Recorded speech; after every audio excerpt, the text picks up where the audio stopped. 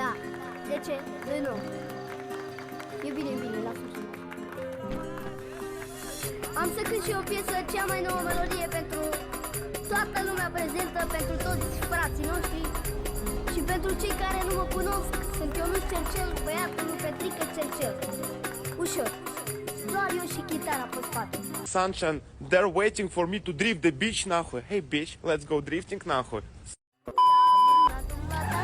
Da